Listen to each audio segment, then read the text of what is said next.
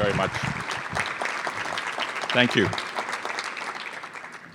Thank you very much for that wonderful and kind introduction, Gary. Let me just say first, I've been inspired by the people of Chicago and the people of Illinois from day one, from the days when, as a young man, I came to study here at the Newberry Library to find the first census of the state of Colorado in 1885, the original census which had my grandmother, who was born in 1884 in Colorado, at the age of 1.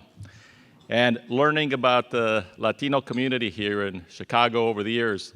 And then in my 2004 quest to become the United States Senator for the state of Colorado, coming here and being received by so many of you who are in this room today, and receiving advice from you as to how it is that someone from my background and the challenges that we had in Colorado could be elected the first Latino United States Senator outside of the state of New Mexico.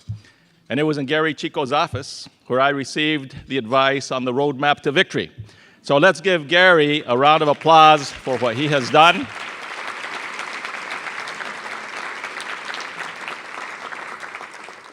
I remember that race in 2004 here in Illinois, and I remember what Gary did to inspire the community and the world. And yes, Barack Obama is a wonderful friend of mine and a great colleague.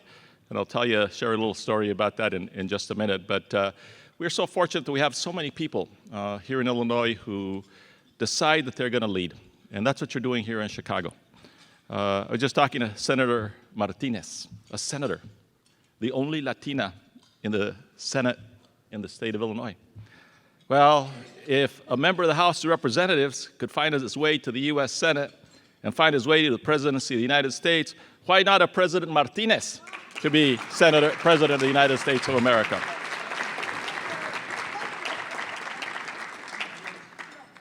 Or I think about my own time running for Colorado Attorney General. And I remember very well when I started thinking about this in 1997. And there was a governor of the state of Colorado, Roy Romer, a great friend, a great supporter of mine. And I went in his office and I said, "Governor, I'm thinking about running for Attorney General." He said, "Ken," he said, "I don't know whether you can win because you have some rocks in your knapsack that I didn't have in mind," he said. He said, "There's never been a Latino elected to any position ever in the history of Colorado statewide. And I'm not sure that you can win a statewide race, but I'll do everything within my power to help you win." Well, when all was said and done in 1998, out of all the constitutional offices, including the 2 United States senators for the state of Colorado, they were all Republican except for mine, and I became the Attorney General of Colorado, defying all the odds that people had against me. And so now I think about somebody like Anita Alvarez. Please stand, Anita. You know, Cook County District Attorney, People's Attorney. I don't even know whether she's Republican or Democrat, so I'm not going to ask the question. But I got to say this,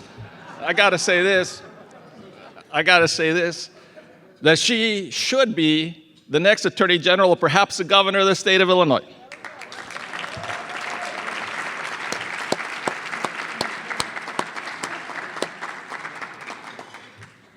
So I say those stories because there are so many great leaders around the country. And Miki Ibarra is one of those people. I remember well in my time as Attorney General for the great state of Colorado and going to Washington, D.C. and seeing the monuments as I was coming across the Potomac River and going up to the White House as an elected Attorney General. And I was fighting to help preserve this part of Colorado, which is in the very southern part of the state, the place called the San Luis Valley, which I'll tell you a little bit more about in a minute. And the President, Bill Clinton, the Secretary of Interior, and the congressional delegation and I were thinking about moving forward to the creation of the Great Sand Dunes National Park at the feet of the Sangre de Cristo Mountains in the San Luis Valley. And I didn't know how exactly to get it done. But I knew that if I could somehow just thread the needle and figure out a way of getting into the White House, that there was a guy there by the name of Miki Ibarra, and because he knew my history and he knew my past, he would make it happen. And so somebody said to create a national park like this will take at least 10 years. That's what happened in the Black Canyon of the Gunnison. That's what's happened in other national parks we've created. Well, because of Mickey's help, President Clinton signed a bill into law creating the Great Sand Dunes National Park within 1 year. And I'm delighted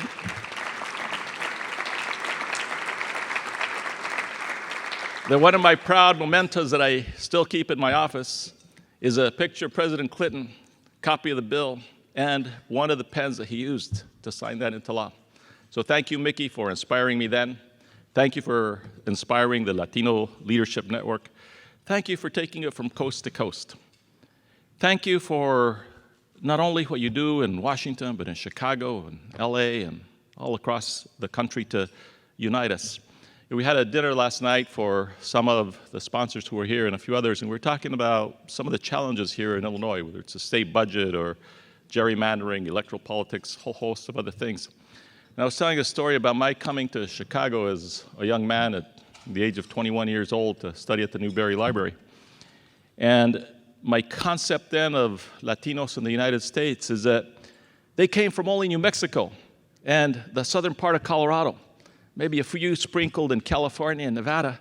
But I didn't know there was this vast Latino network in Chicago and across the country. And as I came here as a junior in college, I came to find out that there were more Latinos in the city of Chicago than there were combined in New Mexico, Arizona, and the state of Colorado. Yeah. So thank you for bringing the Latino Leadership Network here to Chicago. And it does demonstrate, I think, a fundamental point of the United States of America today and where we are as a country, that we are present in every state, from sea to shining sea, from Barrow, Alaska, the northernmost point of the United States of America and the Arctic, all the way down to the Keys of Florida. We are everywhere, and we need to be involved, and we need to be engaged, and we need to support each other, and we need to make sure that people like Anita becomes Attorney General of the state of Illinois, because we have people like that everywhere around this country. So give it up to the Leadership Network and for all you do to inspire all of us in our community.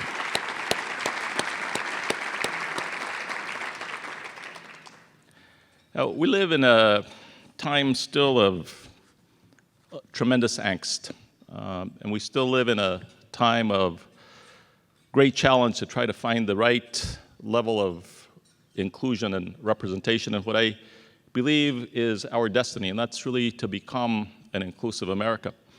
You know, we have come a long ways, but we have a long ways to go. One of the great honors that I had and have had is to work with presidents of the United States and leaders of different countries. And I remember as Attorney General getting a call from a wonderful friend of mine who I had met in law school, a young man who grew up in Toledo, Ohio, and whose roots are traced to a little town that only has one commercial establishment on Main Street, Romeo, Colorado. His name was Jose Padilla. And Jose was telling me about this case that was pending in front of the United States Supreme Court, where the affirmative action program of the University of Michigan had been challenged. And he asked me as Attorney General whether I would be willing to lead an effort on behalf of the states to make sure that our voice was heard in the United States Supreme Court. I did so. And for that, Jose Padilla, let's give you a round of applause. The General Counsel of DePaul University. Stand up, stand up, stand up. We're everywhere. But as a result of that call, I started thinking, well, you know, here I am, a Latino Attorney General from the state of Colorado. How is it that we get some other voices to help us in the U.S. Supreme Court? Well, I thought maybe this person who had written this wonderful article in the New York Times, and it was called An Inclusive America. And it had been written by a president by the name of Gerald Ford. So I said, maybe this president, will take a call from an AG. So I called President Ford, and somehow I got through, and I ended up having this wonderful half-an-hour conversation with him. And he said, this is why I wrote the article. He says, because I remember going to the University of Michigan, and if you weren't white, you were not welcome to be a part of that football team. He said, Gerald Ford was a great star in the history of University of Michigan football. But he knew that there were people who were just as good, who weren't being allowed to participate just because of the color of their skin. And so he says what the University of Michigan is doing is absolutely right. So I said to him, Mr. President, will you help me? Will you co-author a letter with me that goes out to the 50 attorneys general of the country, asking them to join in this amicus before the United States Supreme Court? And Gerald Ford said, yes, I'd be happy to help. So when we won that case, a year later or so in the US Supreme Court, there was an opinion that was authored by Sandra Day O'Connor. And in there, she cited to our brief, and she cited to other briefs that had been filed. But I always remember, as those of you who are in the law know some of the more famous cases, Gary, Anita, and others will remember that first part of Sandra Day O'Connor's opinion, where she said that affirmative action and diversity of an inclusive society was something that was an imperative for our country. She said for the national security of the United States of America, that it was important to understand and celebrate and support what our armed services were doing to increase diversity within the armed services. And for that proposition, cited the brief that had been filed by the former members of the Joint Chiefs of Staff. And then she went on and she spoke about the global economy, how understanding the world and supporting and celebrating diversity was so important for the United States in these times. And for that proposition, she cited a brief that had been written by many of the companies in the Fortune 100 list, some of whom are here today. And then she went on and she talked about education and how in education it was important to create diversity and understanding among peoples, and that's why the affirmative action program was important.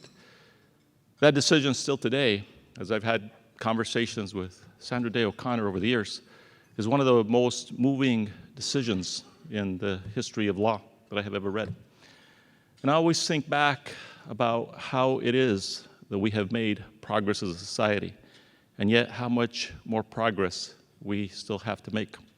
Yes, we have, a lot of angst in these times as we think about what's happening in a border with Mexico, which is only 1,500 miles and yet has probably 1,000 times more security than we have across the northern border with Canada. We have those who would want to build a wall. In fact, the recent presidential candidate has said that he would somehow have Mexico and Mexicans build a wall between the United States and Mexico. And yet I remember Ronald Reagan and others who went to the Berlin Wall and the famous speech which Jim Baker helped write, where he pointed at the Berlin Wall and he said, Mr. Gorbachev, bring down that wall. And yet you have a debate going on in this country that will have proponents with their anti-immigrant sentiment essentially create a wall across Mexico and the United States. That's not where we need to go. That's not where we need to go. And so as we think about that particular angst of our country, it's important for us to make sure that we are telling the story of our peoples. It's important that people know the history of the migrant trail. It's important that people know the contributions that were made in all of the wars of this country, from the Revolutionary War to World War II. Those of us who lost family, who many of us will have been told the story, who were not allowed to be buried in the national cemeteries of our country in World War II, and hence the founding of the American GI Forum to fight for equality in the late 40s and 50s. Those are struggles that we need to remind the people of the United States of America. And that's why this leadership network is so important, because it creates an opportunity for us to tell some of those stories. I remember well, as the United States Secretary of Interior, it was a tough decision for me because I loved being a United States Senator. I loved being an advocate for the great laws that I sponsored and authored as a U.S. Senator. I loved working very closely with Ted Kennedy and John McCain and President Bush on the passage in the Senate successfully of a Comprehensive Immigration Reform Act. I love working on those issues because they had a moral purpose and really were defining the future of our country. And so, as Secretary of Interior, one of the things that I tried to do is I took on the position after conversations, many with the president and the then president-elect, and with my friends in the Senate like Senator Danny Inouye. I did it in part because I was not only the custodian of America's natural resources from sea to shining sea, but I also had the honor of being the custodian of America's heritage. And so that meant that the passion that I brought to the job every day was really a continuing journey that all of you have. It meant that, yes, in the creation of those 10 national parks, I didn't have to wait 10 or 20 years to create a Cesar Chavez National Monument in La Paz, because I had a president who understood, and he honored my recommendation to him that we honor the history of the migrant workers and the farm workers. And he went to La Paz with me in September 2012 and signed the proclamation that created the 400th unit of the National Park System, the Cesar Chavez National Monument in La Paz.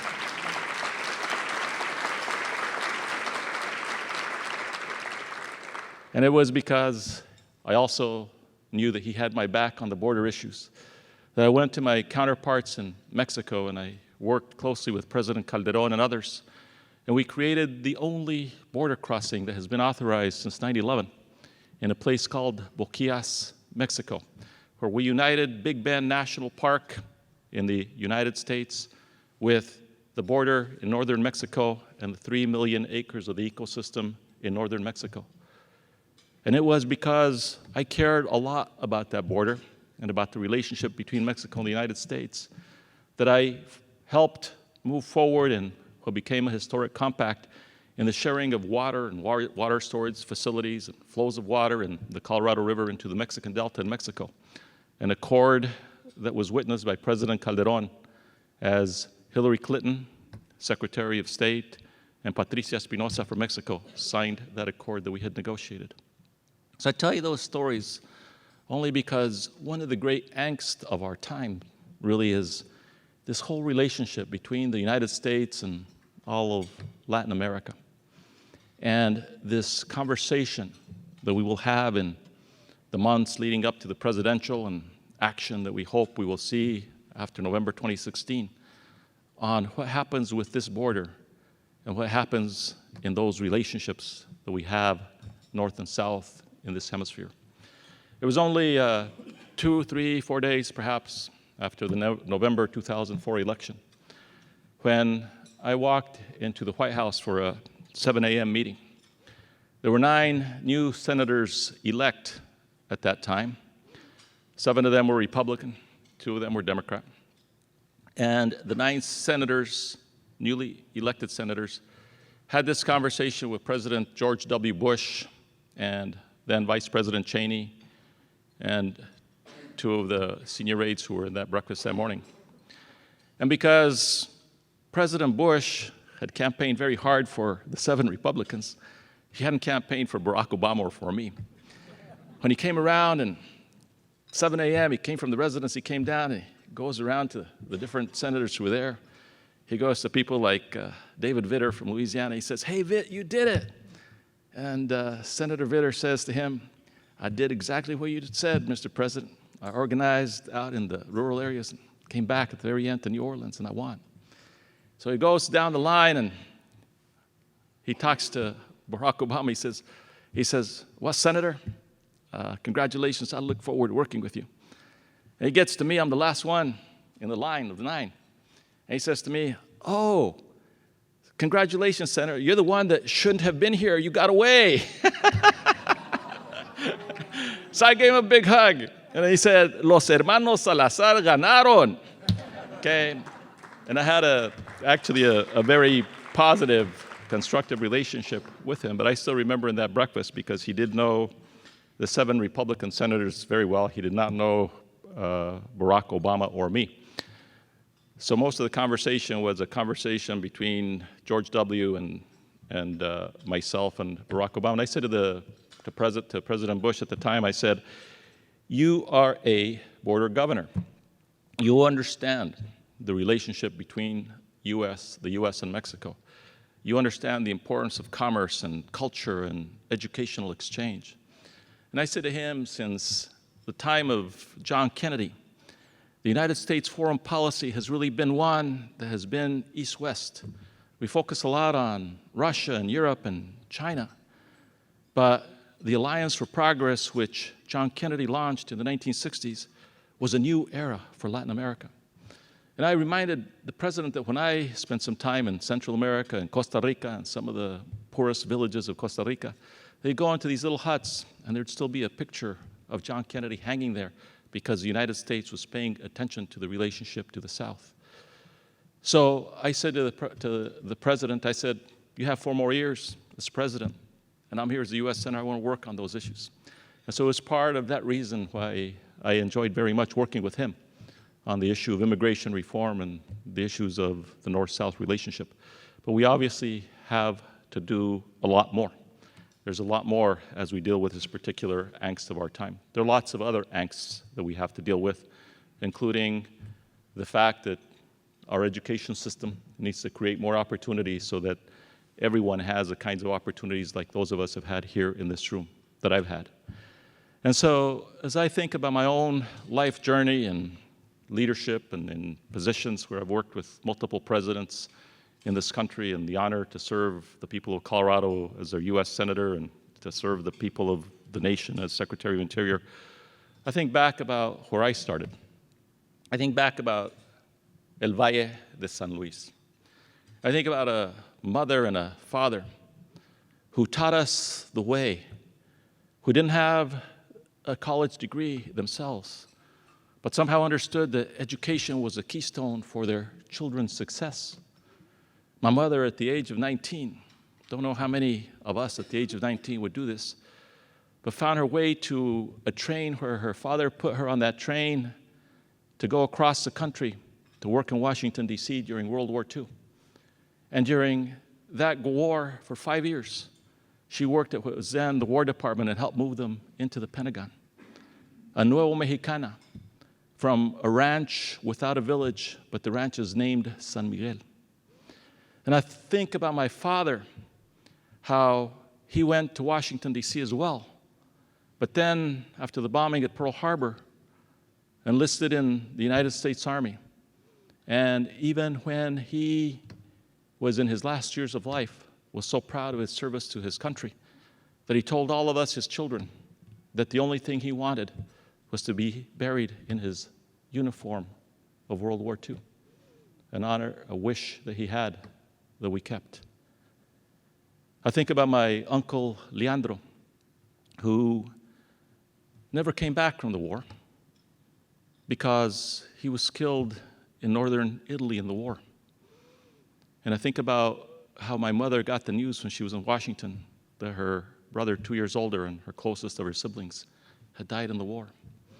And I think about the stories of the American GI Forum and its founding in South Texas because of the fact that we had a right to be treated equally.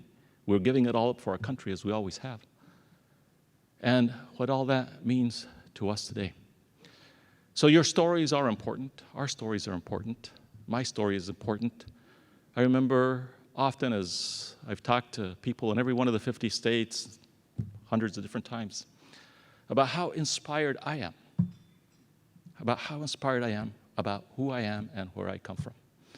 I never get tired of telling the story that when I step out of the front door of my mom and dad's house, which my family has lived on that same ranch now for about 150 years, that if I look out to the east, there are these beautiful 14,000-foot mountains, and they are named Sangre de Cristo.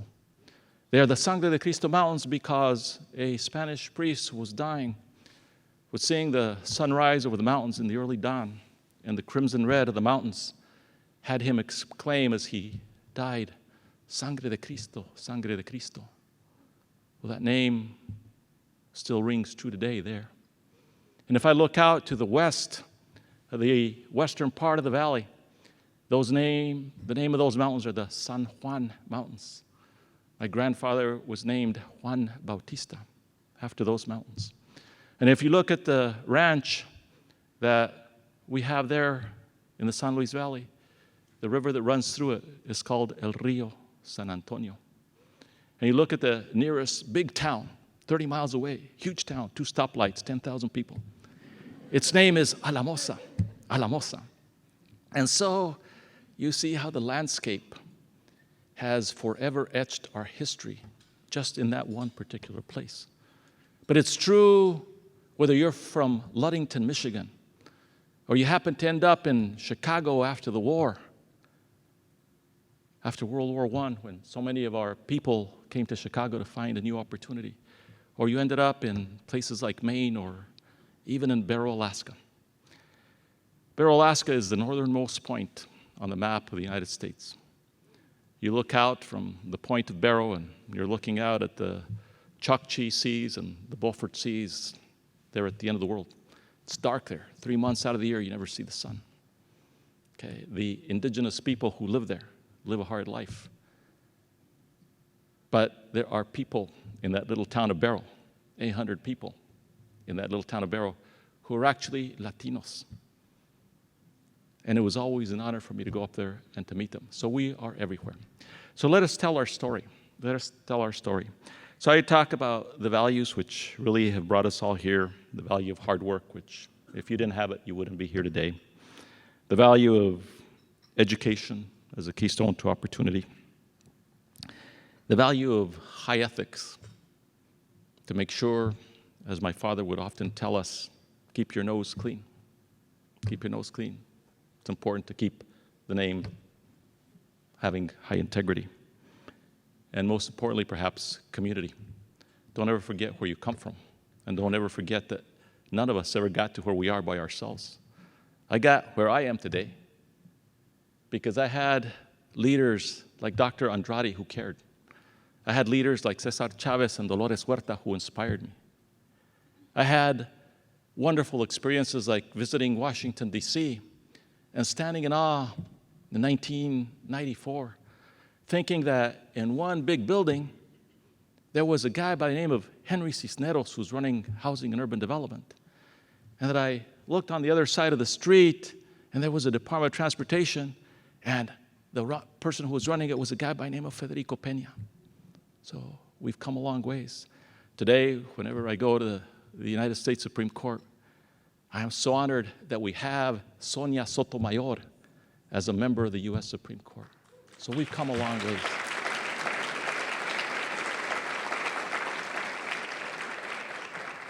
And it's those values that continue to drive us to succeed. So let me just conclude with a story that, for me, is one which I know a few of you have heard before. But it's a story of my grandmother, Antonia, and my grandfather, Juan. They were both born in 1884. This is a story that probably takes place about 1890. So they're trying to homestead a 160-acre homestead right on the border of New Mexico and the state of Colorado. And while they were out there, my uncle, they used to call him Huilito. My uncle Huilito became sick. And so my grandmother bundled up my uncle Huilito in a blanket, and my grandfather hitched up the horses to the wagon. And they went into the nearest doctor at the town of La Jara, which was some 20 miles away. It took a while to get there. As they were going to the doctor's office, my Uncle Willie would look up with his big green eyes at my grandmother, and as she would tell the story, she would say, "Ay mamá, ay papá, ay Dios. Ay mamá, ay papá, ay Dios." Well, about a mile before they got to the doctor's office, my Uncle Huilito looked up at her eyes and said one more time, "Ay mamá, ay papá, ay Dios," and died in her arms. I always thought about my grandmother, about how strong and how tough she was. No education, but strong and tough. How could she lose a child like that and keep going? Because it wasn't just my Uncle Huilito who she lost before the age of 5. So in those days, without good health care, especially in rural America, still today. But she had lost 4 other children before they reached the age of 5 through to the diseases of those days. And so I would always wonder, what is it that kept my grandmother and my grandfather going? Well, she had faith. She had faith in a future that would be better for her surviving children, because she had 3 children that did survive, my father, Enrique, and his 2 sisters. And she knew she had to give it all up to make sure that they had the best of life. She could never have imagined, and she passed away long before I got into public life, but she certainly could not have imagined that one of the children of her surviving son, her only surviving son, would someday become a United States Senator or Secretary of Interior and have a brother who became a member of the U.S. House of Representatives. And she couldn't have imagined that all 8 of her grandchildren, the children of her surviving son, would all become first-generation graduates in this country. But she had a faith that you all have and that I have, that somehow we keep up the struggle, that somehow we keep up the hard work, that somehow we keep up the organization, that somehow we keep creating this wonderful network of our community, and that the corners around us in the future are going to be better than today. So keep the faith, keep the network going. Mil gracias.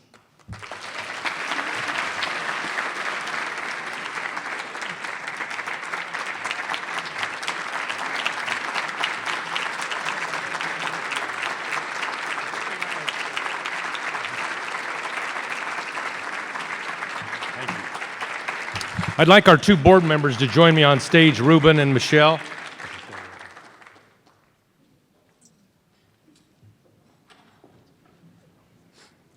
Hang on to that for me. We'll get Michelle.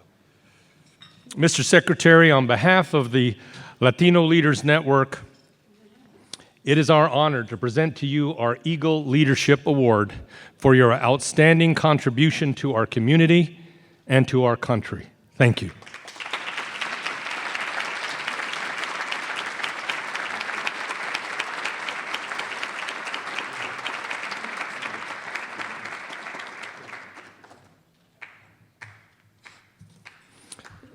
Mr. Secretary, if you want to leave it right there at the table, we'll make sure it gets sent home to you. Just a couple of announcements, and we're going to conclude, as we promised, on time once again. First, calendar. The Latino Leaders Network will convene 2 more luncheons in 2015. We only do 4 of these a year, 2 in Washington and 2 on the road. This is our first road trip, Chicago. We'll next move on to Los Angeles on September 10th of this year to honor Maria Elena Salinas of Univision News. We'll return then to Washington, D.C. to close the 11th season on November 4th. We've invited Edward James Olmos to receive our award, and we're hoping to get that confirmation very soon. But again, if you happen to be in those 2 cities, please let us know that, and we'd be glad to include you. I want to thank our event team. All of you are involved in events. You understand better than most that good events don't happen accidentally. They happen with a lot of planning and preparation and execution. In addition to my event team at the Ibarra Strategy Group, we also have been joined by the U.S. Hispanic Leadership Institute staff, courtesy of Juan Andrade. So please give all of our team, would they please stand, those that have helped us? Yeah. Thank you. Thank you. Lolly.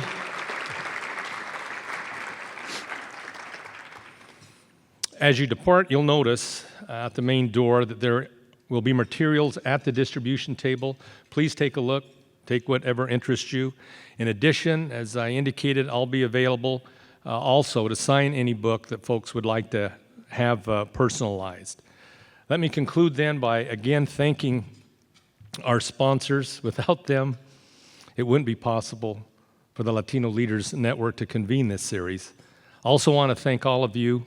I understand the competition for your time and attention. It's ferocious out there, and I'm glad you chose to be with us. One of those little tips, by the way, show up. 80% of success in life is just showing up again and again and again. People say, Mickey, you know everyone in Washington. That's not true. But I remind them, I'm not done yet. I'm going to keep showing up.